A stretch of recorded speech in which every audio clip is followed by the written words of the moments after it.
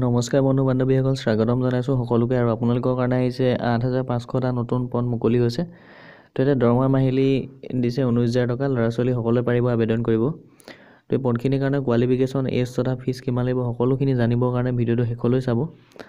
যদিহে চেনেলটো ছাবস্ক্ৰাইব কৰা নাই ছাবস্ক্ৰাইব কৰিব, তেতিয়া সকলোখিনি জব আপডেট দৈনিক আপোনালোকে পাই থাকিব। ফুল ইনফৰমেশ্যনটো চাবৰ কাৰণে ভিজিট কৰিব পাৰে, লিংক ডেছক্ৰিপশ্যনত দিয়া আছে। তো ডাইৰেক্ট ইয়াতে আপোনালোকে আহিব পাৰে, ফুল ইনফৰমেশ্যনটো চাব পাৰিব, লগতে এপ্লাই কৰা লিংকো পাব। তো ইয়াতে যিখিনি ডিটেইলছ আহিছে সেইখিনি SBI ফালৰ পৰা আহিছে। তো ইয়াতে সকলোখিনি দিয়া আছে, আপোনালোকে চাব। SBI এপ্ৰেণ্টিছ ৰিক্ৰুইটমেণ্ট নটিফিকেশ্যন আহিছে 2020। ইয়াতে এপ্ৰেণ্টিছৰ কাৰণে ৮,৫০০টা ভেকেঞ্চি আছে। তো ইয়াতে এপ্লাই কৰিব লাগিব অনলাইন মাধ্যমেৰে। লাষ্ট ডেট দিছে 10 ডিচেম্বৰ। আৰু ইয়াতে সকলোখিনি ইনফৰমেশ্যন দিয়া আছে, লগতে যিটো অফিচিয়েল এডভাৰটাইজমেণ্ট সেইটো চাবৰ কাৰণে ক্লিক হৈ যাব। মই খুলি দেখাইছোঁ, লগতে এপ্লাই কৰা লিংক আছে, ইয়াতে যাব পাৰে। তো এইটো হৈছে অফিচিয়েল এডভাৰটাইজমেণ্ট SBI ফালৰ পৰা অহা। তো ইয়াতে দিয়া আছে, আপোনালোকে চাব এপ্ৰেণ্টিছ আণ্ডাৰ এক্ট 1961।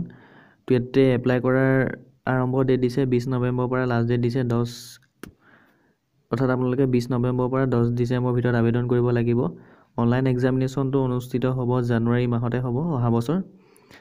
আৰু ইয়াতে এইটো এটা টেণ্টেটিভ ডেট দিছে, সম্ভাৱনীয় ডেট, হয়তো এইটো পিছুৱাবও পাৰে। তো এতিয়া মেইন কথা আহিলে, ইয়াতে আপোনালোকে যদি এপ্লাই কৰিব বিচাৰে তেতিয়াহ'লে চাব আছামৰ কাৰণে আছে ইয়াতে 90 পোষ্ট আছে। সকলো ডিষ্ট্ৰিক্টৰ বেলেগ বেলেগ আছে। আছামৰ কাৰণে 90 ভেকেঞ্চি আছে। তো আছামৰ সকলে আছামিজ, বেংগলী নাইবা বড়ো তিনিটাৰ ভিতৰত এটা ভাষা জানিব লাগিব। আৰু ইয়াত হৈছে ৮,৫০০টা। তো বাকীবিলাক ষ্টেটৰ বেছি আছে, কিছুমান ষ্টেটৰ। আৰু ইয়াতে দিয়া আছে আছামৰ যিটো ট্ৰেইনিং চিট আছে ডিষ্ট্ৰিক্ট ৱাইজ, ইয়াত দিয়া আছে চাৰ্টটো, আপোনালোকে চাব যিটো আছামৰ হয়। আছামৰখিনি ইয়াতে দিয়া আছে ডিষ্ট্ৰিক্টবিলাক।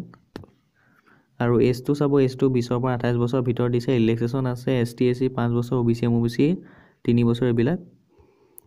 আৰু ইয়াতে দিয়া আছে আপোনালোকৰ বাকীখিনি ইনফৰমেশ্যন। এডুকেশ্যন কোৱালিফিকেশ্যন চাব, গ্ৰেজুৱেট দিয়া আছে।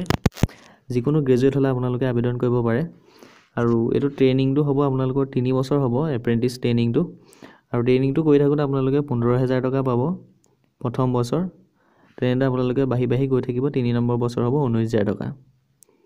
এতিয়া আপোনালোকে ট্ৰেইনিংটো কৰিব পাৰে। যোনসকল গ্ৰেজুৱেট পাছ কেণ্ডিডেট আছে তেওঁলোকে আৰামত এইটো এপ্লাই কৰি পিনি তেওঁলোকে ট্ৰেইনিংটো কৰিব পাৰে। যদি পাছ কৰে, এটা এক্সাম হ'ব, এক্সামত পাছ কৰিব লাগিব।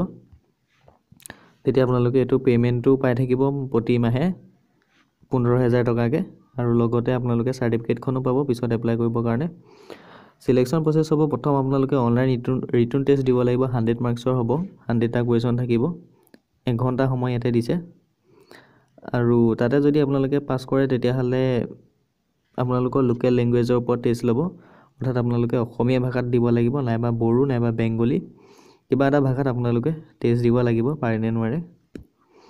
আৰু যিটো এক্সামিনেশ্যন চেণ্টাৰ ইয়াতে দিয়া আছে, অসমৰ কেণ্ডিডেটসকলে এক্সামিনেশ্যন চেণ্টাৰ অসমতে দিব পাৰিব। তো অসমৰ বিভিন্ন ধৰণৰ ডিষ্ট্ৰিক্টত আছে, ইয়াতে দিয়া আছে, আপোনালোকে চাব চাৰ্টটো।